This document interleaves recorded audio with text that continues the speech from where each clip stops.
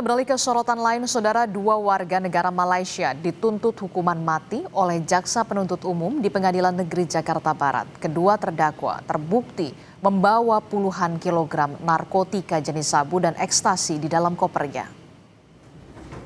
Kedua terdakwa yang merupakan warga negara asal Malaysia dituntut hukuman mati oleh Jaksa Penuntut Umum yang dipimpin langsung Kajari Jakarta Barat, Nurul Wahida Rival, pada Senin siang. Perbuatan terdakwa dinilai bertentangan dengan program pemerintah untuk memberantas peredaran narkotika, serta keduanya merupakan jaringan peredaran narkotika internasional.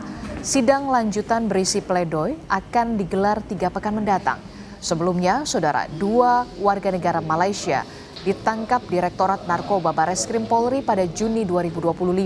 Keduanya berperan membawa narkotika dari Malaysia ke Pekanbaru yang kemudian dibawa ke Jakarta menggunakan bus. Keduanya ditangkap di sebuah hotel yang berbeda, yakni di kawasan Grogol dan juga Cawang, Jakarta.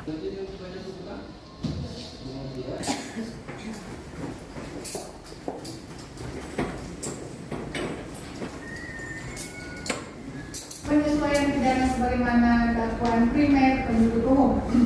Kedua, menjatuhkan pidana terhadap terdakwa Muhammad Dani Ikhwan Maulana Muhammad Nur Iskandar Syah Abdullah dengan pidana mati.